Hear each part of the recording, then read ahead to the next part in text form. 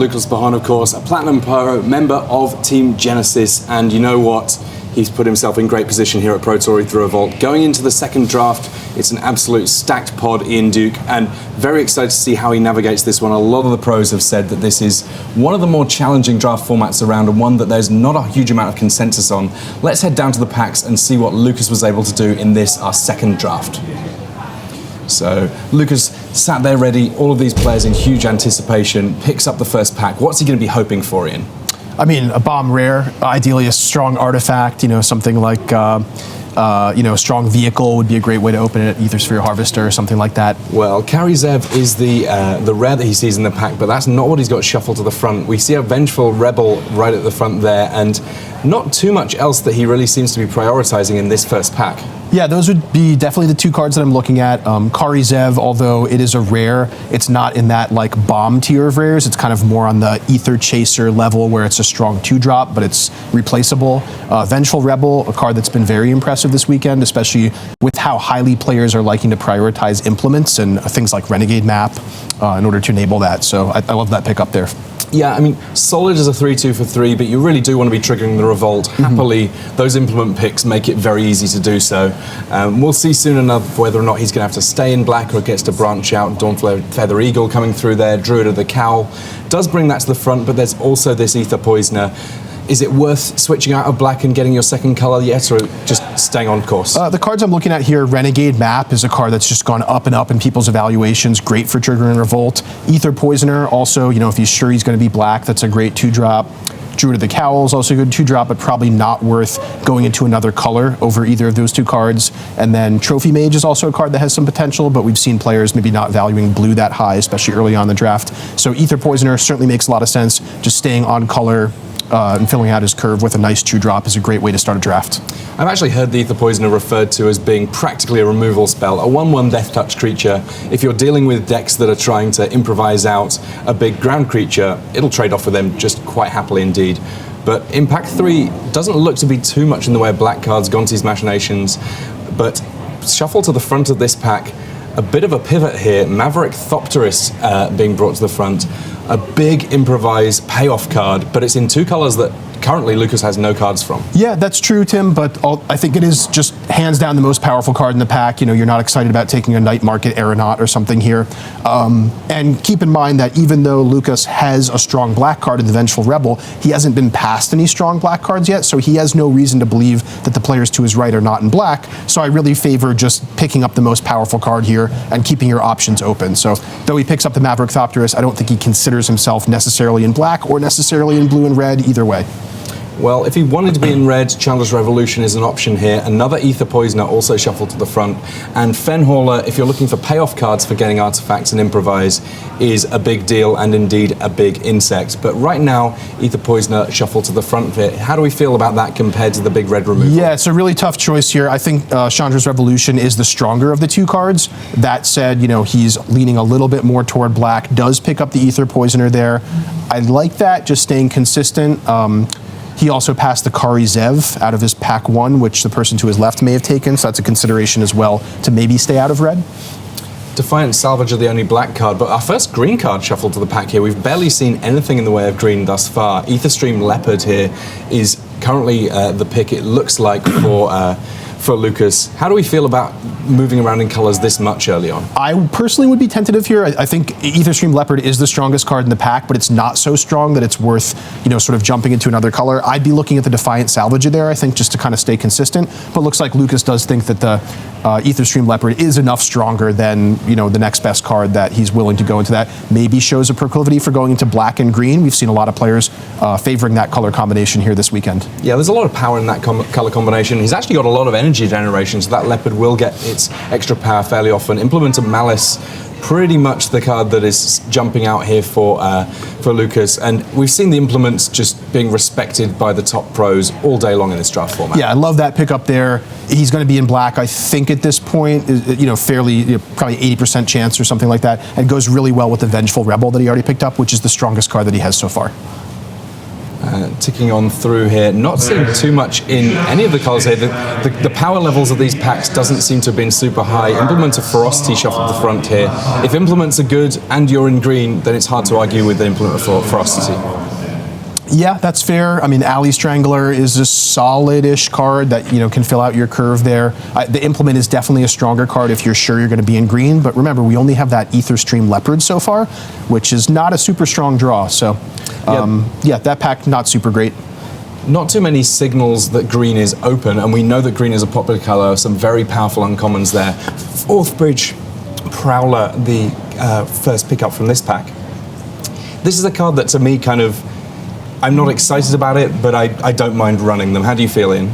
Yeah, I feel the same way. It might be, the 23rd or 24th card that makes my deck, or a sideboard card against, if I see lots of 1 toughness or servos. There was also an Implement of Examination in that pack, which could have been a consideration. We have a cruel finality here. Ooh. Not much removal yet picked up by Lukas Blohon if you ignore those Death Touch creatures.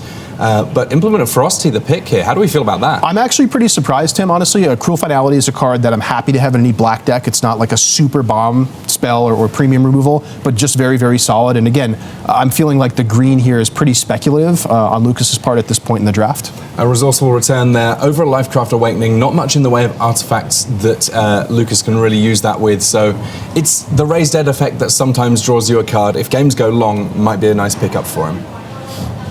And the Nightmarket Aeronaut actually wheeled. That's a pretty good pickup there. Yeah, I think given that he has the implements, it's not a card that I'm going to pick high, pack in the first pack. But given that he got it late, it might end up in his deck with those four implements, I think, that he has so far, 3 or 4. Yeah, Foundry Assembler there, the pickup. Lots of artifacts left in the pack at this point. I mean, that's got to be a good thing for Lukas if he's looking for cards that are more likely to be playable. Though at this stage, anything he gets is a bonus. Consulate Turret, the pickup there, but that's not one that I've seen main decked by almost anyone. A fairly specific deck needed. And pack 1 rounding out. What are the highlights, and what do we think that Lukas might be missing at this point? So I think Vengeful Rebel is clearly the highlight. It's his strongest card, and he's done a really good job setting himself up to take advantage of it with, looks like 3 implements is the count here going into pack 2. That said, I wouldn't be super thrilled here in Lukas Blohon's position.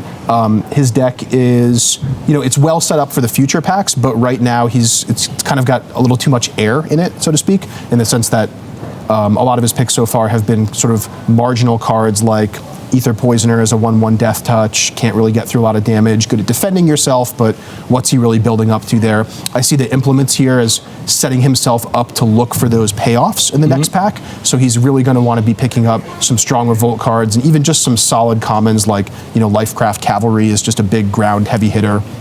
Things like that are what he's looking for. Yeah, I would be hopeful at this point that with green, but also with his black cards, just that he gets something that he can sort of drop the elbow with and say, right, this is how I'm going to close out a game.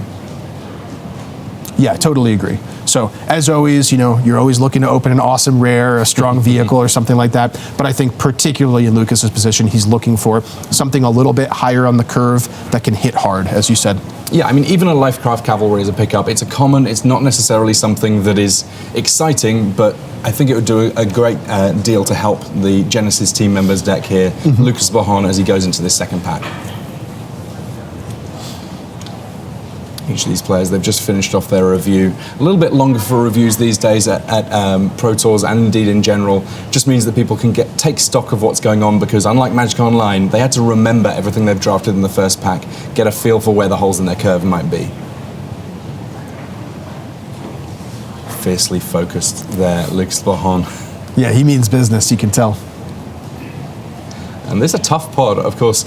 When one of the sort of, it's not exactly a downside, but one of the things about finishing up well on day one, you've got a lot of tough opponents, and a Lifecraft's Bestiary there. If you're looking for a powerful green card for when games go long, this will draw you a lot of cards and improve the quality of your draws, but you need to be drawing into something powerful. I mean, there's also Tezzeret's Touch in there. If he were in blue, that might be kind of exciting. Ironclad Revolutionary, not something that you necessarily want to start with. I mean, it's got to be the Bestiary here, right? Yeah, absolutely. I mean, Renegade map also, worth calling out here, but I love Lifecrafter's Bestiary. It's not a bomb rare in the sense that it's like an awesome dragon or a super powerful angel or something like that very clearly wins you the game by itself, but it does provide you a very, very strong advantage going late. You get that scry every turn. Every time you cast a creature, creature, you're picking up another card. A really difficult card to beat if the game goes long, and given those Aether Poisoners and the Vengeful Rebel he has to kind of slow down the early game, I think it's really a perfect fit for where his deck is shaping up to be.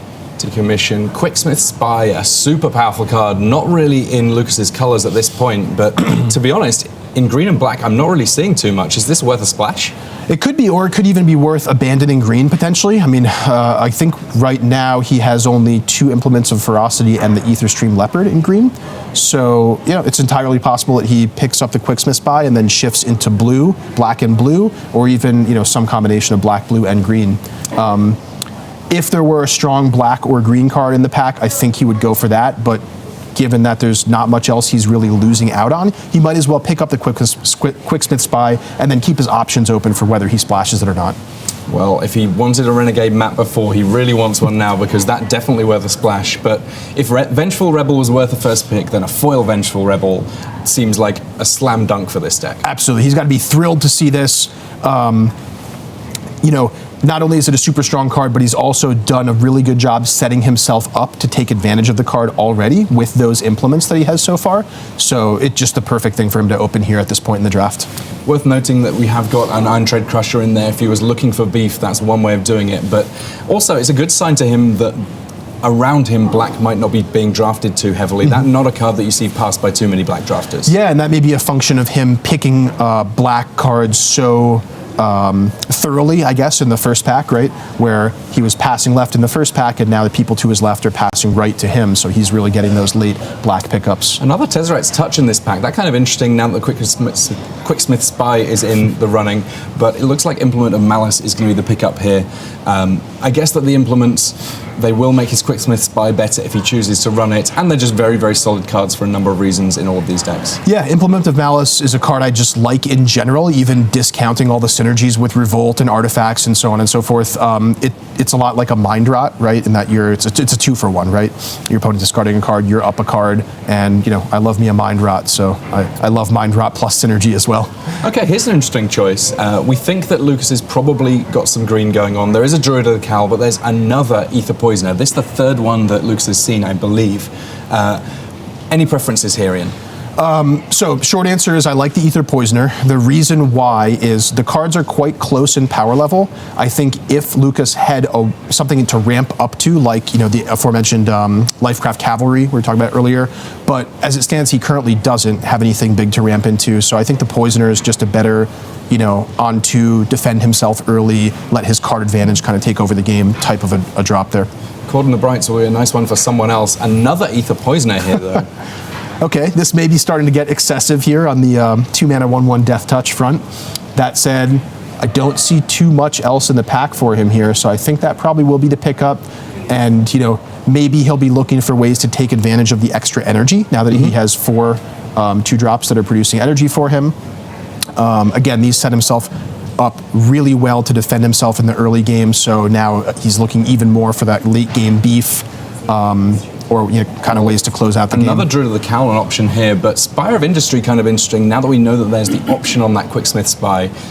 If he's got an artifact, that means Spire of Industry lets him cast the Quicksmith Spy, and he only wants to cast Quicksmith Spy if he has an artifact. Yeah, this is another really context-dependent pick. I think if he didn't have 4 Aether Poisoners already, he might pick up that Druid of the Cowl, valuing it higher just as a two drop that helps him ramp.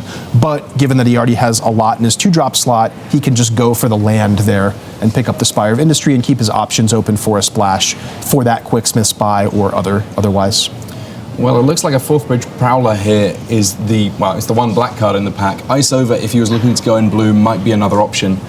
Second Prowler, though, his creatures do not have a lot of beef to them. That's very true, Tim. And I'm not even sure he can really afford to start those Prowlers.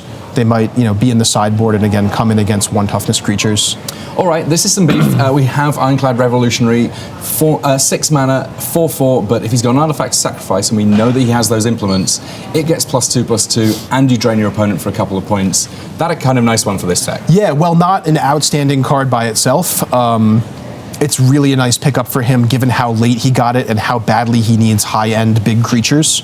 And, you know, he has a lot of support for it with the implements, as you mentioned, Tim. And he now has a resourceful return, such that if he needs to get it back, he can potentially do so and get himself a card in the process. It looks like Lukas has got a deck that can go into the late game comparatively well here. Leaving the Dust, another card that's going to be good if he's in that blue splash. And at this point, it seems more and more likely that that could be the case. Prophetic Prism in Pack 3 could be a big pickup, but Filigree Crawler, the pickup here as we round out Pack 2. Going into Pack 3, I think there is a bit of work for Lukas to be doing here. Yeah, I totally agree. Again, don't mean to sound like a broken record, but he's still in a position where he's very good at defending himself in the early game. And he's got those sort of implements for card flow, but doesn't really have anything strong to close out a game once he's defended himself. So that's what he's going to be looking for here in the third pack. Things like Riparian Tiger, Thriving Rhino, Pima Outrider. Those would be great pickups for him, as well as any strong vehicle. Renegade Freighter is always a nice thing to see. Yeah, I mean, the thing that I think is interesting is with so many copies of Aether Poisoner, this is going to be a deck that will have some matchups that are just very difficult for opponents to kill him. If someone is on the ground, if they throw out a Renegade Freighter, if they throw out just sort of big green monsters, he could just find himself in a pretty spectacular matchup, not because he's able to close out games quickly, but because opponents will struggle to kill him. My concern is that in the matchups where his opponents stumble on mana maybe, he can't really punish them that hard. Yeah, that's a very good point. One of the kind of hidden lessons you learn about Limited is like you want to put yourself in a position to take advantage of your opponent's bad draws. And I feel like Lukas's deck is very reactive right now. So while he's good at defending himself, he's going to have to work for every win that he gets. I will highlight that Lifecrafter's Bestiary has gotten a lot better the way his deck's shaped up in Pack 2 there, with all those, Aether Poisoners are kind of turn into like cycling removal spells almost at that point. And again, it just fits into his theme of grinding out a longer game, making sure he doesn't run out of gas as he's just kind of sitting back and defending himself. So that's a great addition to his deck that we shouldn't lose sight of. Yeah, the Bestiary, I mean, it's at its best, sort of, when you've got lots of cheap creatures to play, because then you actually have space and time and mana available to potentially even play a couple of creatures in one turn, draw a couple of extra cards. Very true. Going into Pack 3, we've been saying it ever since the start of Pack 2, really. Let's see some big monsters. Yeah, of course, you've always got your fingers crossed for like a Verdurous Gearhulk or a Noxious Gearhulk or Sky Sovereign, any of those big bombs. Bristling Hydra. Plenty of options available here. Let's see which ones stand out. Hunt the Weak could be a good one here. Ooh. 2 rares in this pack. Okay. A Foil Fumigate seems a little bit of a stretch at this point, but certainly worth knowing about that someone else could have.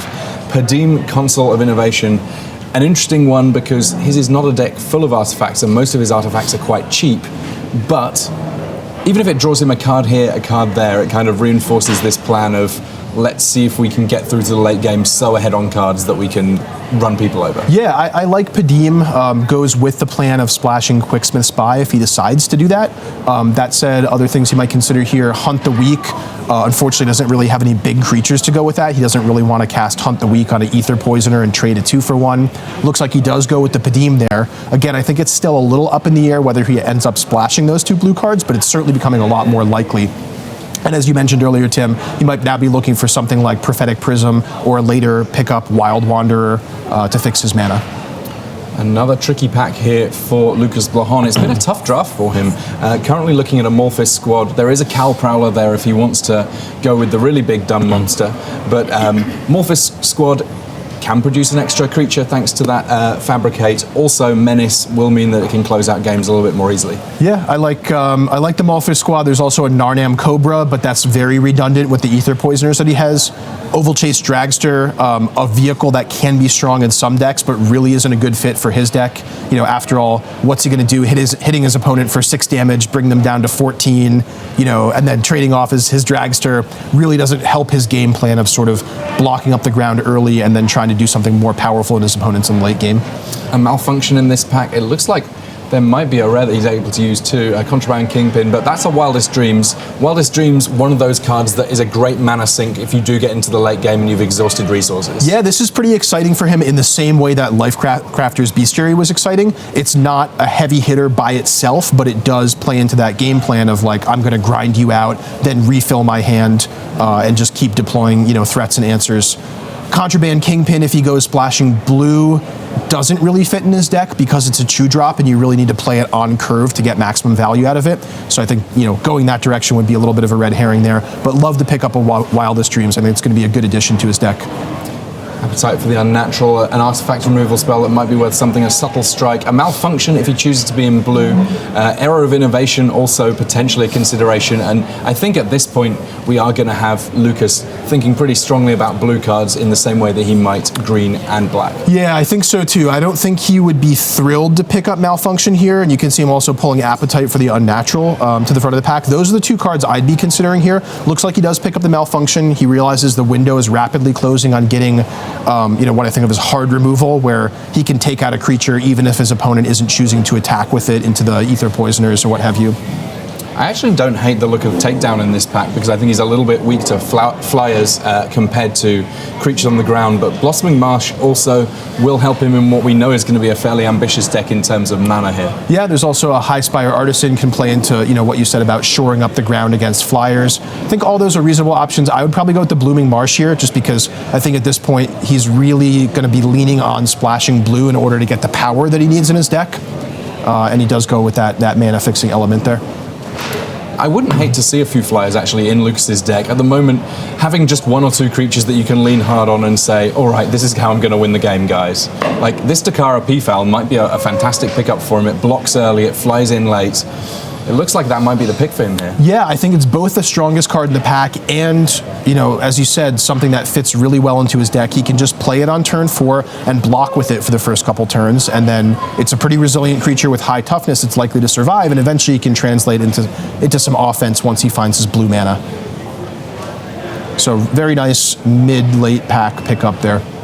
Attune with Aether, we don't know quite how heavily green he is, but it'll certainly help in terms of getting all 3 colors. Splashing for mana fixing, not ideal, but I think that at this point I see his deck as black, green, splash, blue rather than the other way around. Yeah, totally agree, and I think Attune with Aether is a very, very nice pickup for him. Worth noting that he can now produce a lot of energy, but I don't think he has a ton to spend it on. Window is closing on finding ways to do that. He can always make servos with Aether Poisoners and stuff like that, but doesn't really have a good energy sink here. Yeah, dangerous territory attacking with Aether Poisoners. You're kind of sneaking through a point here, a point there, but a lot of the time with a big death touch creature, holding it back is an exciting option. And here's a pickup, Picard's Cub Security, that I've seen a lot more actually with Aether Revolt in the mix. Sometimes it's the 3/4 that you need, even if it's not the one that you want. Yeah, that totally makes sense. People have been talking about how aggressive the format is now with the addition of Aether Revolt, and sometimes just having a big body is a nice blocker there. Imperial Voyager and Wild Wanderer are the options here. The Voyager seems an optimistic turn 3 cast, but it is powerful. Yeah, it's sort of a less extreme example of the Contraband Kingpin that we saw earlier, where a lot of the strength of a 2/3 flyer is that you want to play it on turn 3, and if it comes down on like turn 6 or 7 when you finally find your blue mana, it's a lot less impressive. So I like the Wild Wanderer there a lot better than the Imperial Voyager. Well, it looks like blue, the color that is not being drafted so much, disappearing at the pickup there in a pack almost exclusively blue cards as we round out this draft. Diabolic Tutor the pickup. I'm not even sure quite what he would be tutoring for, but certainly if he finds that he's bringing in an important sideboard card, knowing that he's got effectively 2 copies of Feature. Yeah, I could see it in a slower matchup. Maybe he goes for Diabolic Tutor to find Wildest Dreams, then Wildest Dreams back. Oh, wow. A couple extra cards plus the Diabolic Tutor, then goes and finds something else. Obviously that's very, very slow and mana intensive, but some matchups do play out that way, so it's an option to have in his sideboard, I think. Appetite for the Unnatural. Looks like another Picard's Club Security here for Lukas Blohon. His draft rounding out now, and we know that this is a tough table. These are the guys who obviously finished best on day 1 here at the Pro Tour. How do we feel like Lukas is going to be able to fare against the top players at this Pro Tour? It's pretty tough. I wouldn't be super enthusiastic in his position about his deck. I'd give it maybe like a B.